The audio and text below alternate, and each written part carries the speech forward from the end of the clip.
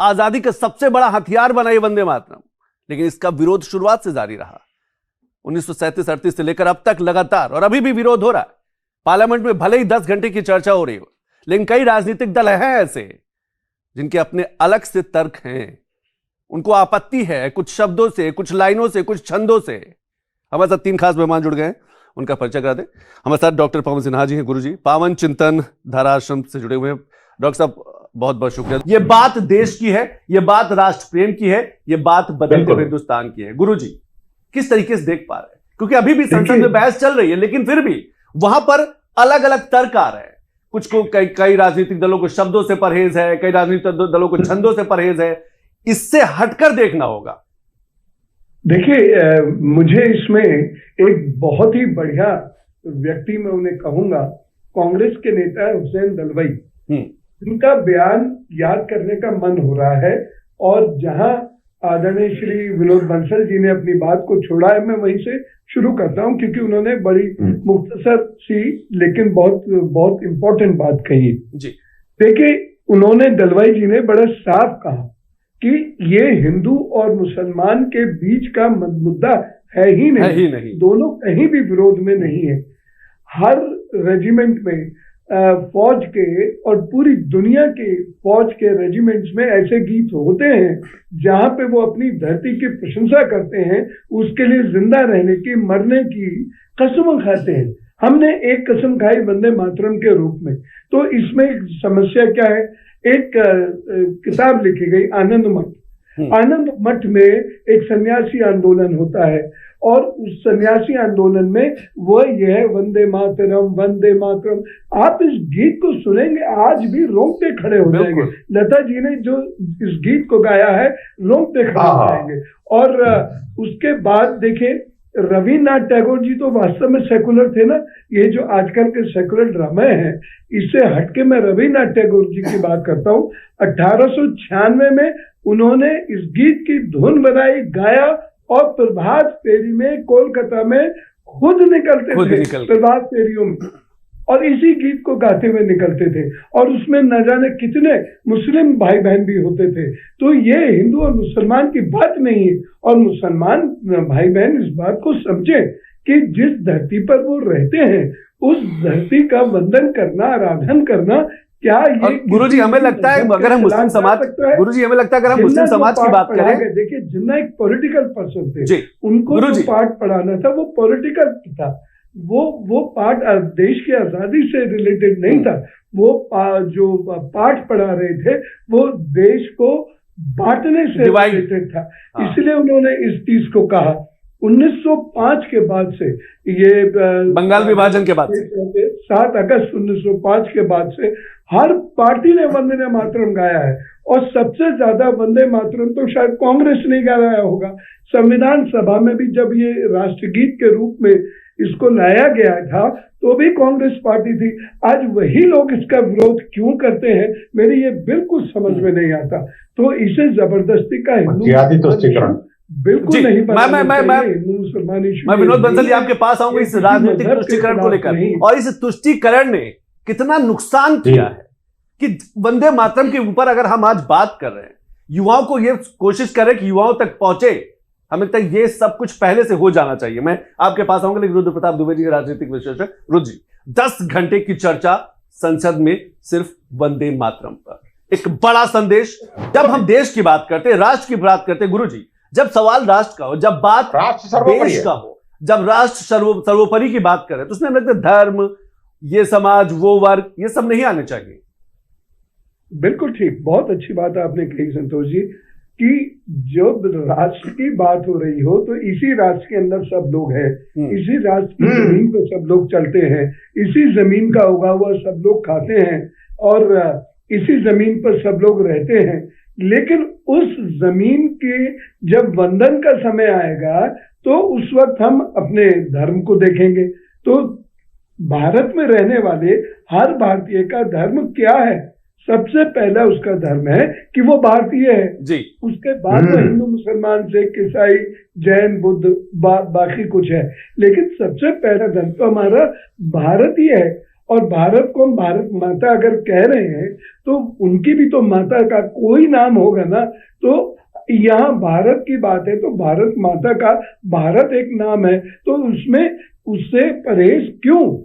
और जैसे वो बात कहते हैं जिन्ना, जब ये बात कहते हैं, देखिए जिन्ना का एक बहुत ब्रूटल, बहुत खतरनाक पॉलिटिकल मोटिव था, बहुत खतरनाक, जो आपने देखा भी है पार्टीशन के समय पे, बहुत खतरनाक। 5 लाख लोग उन्होंने मरवा दिए। उनको क्या असर पड़ रहा था?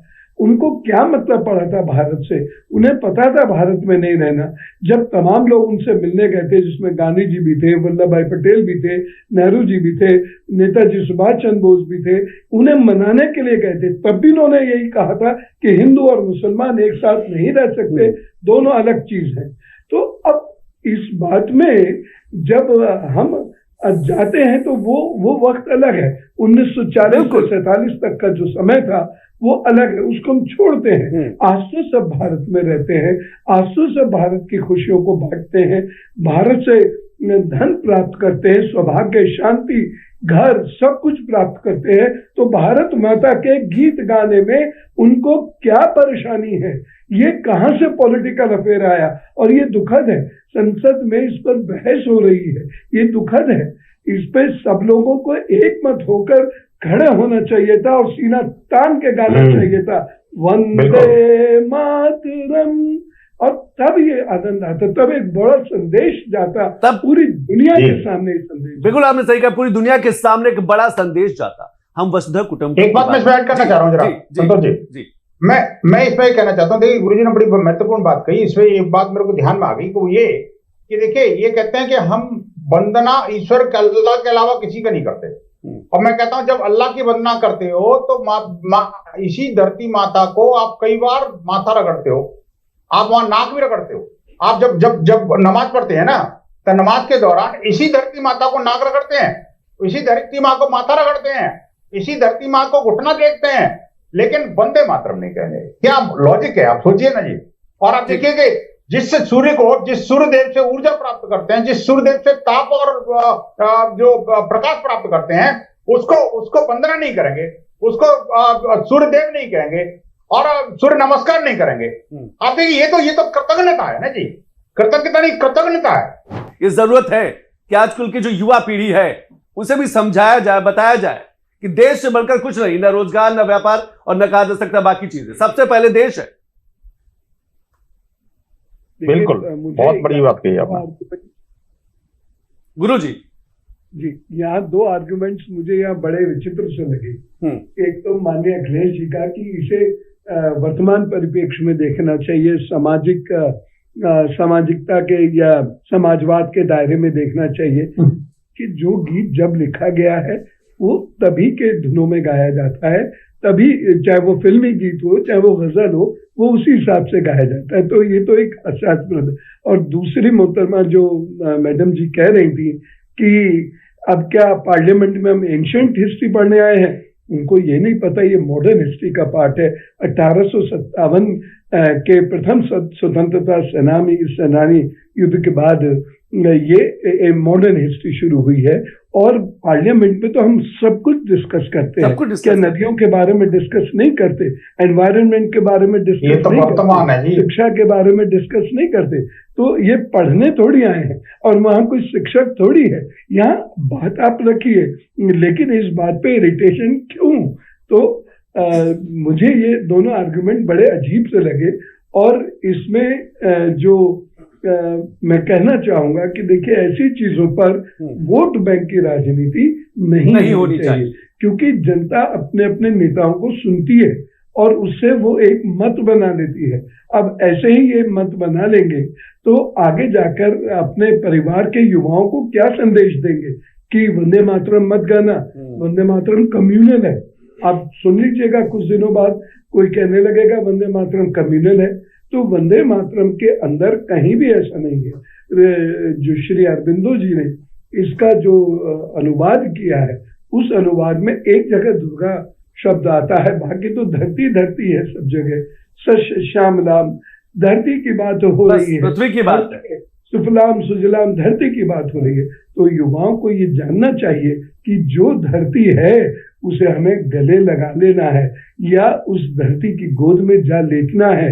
और ये काम वीर अब्दुल हमीद ने भी किया था और हर सिख ने किया, जैन ने किया, बुद्धिस्टों ने किया, सब लोग मिलके लड़े थे। तो आप ऐसा कंफ्यूजन ना फैलाएं, भ्रम ना फैलाएं, युवाओं को समझने दे भारत का इतिहास कितना महान है और कितनी एक गीत की कितनी अहमियत होती है कि उसका झंडा बुलंद करके जब कोई चलता है तो उसके सीने में वो आग भर जाती है, एक जोश होता है, उत्साह होता है, शक्ति होती है। विनोद बंसल जी, भले ही पार्लियामेंट के सहारे या पीएम मोदी के बड़े संबोधन के सहारे जो बड़े चैनल हैं कम से कम वंदे मातरम पे बात तो कर रहे हैं, चर्चा तो हो रही है, आज की पीढ़ी सुन तो रही है।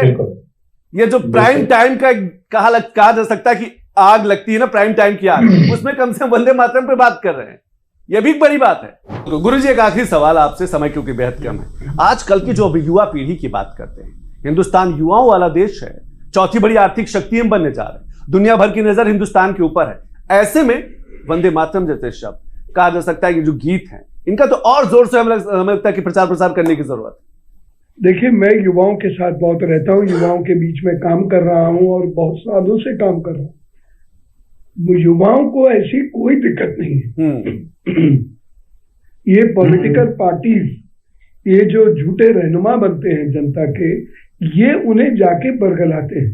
युवाओं को कोई दिक्कत नहीं है वंदे मातरम गाने से, कोई दिक्कत नहीं है।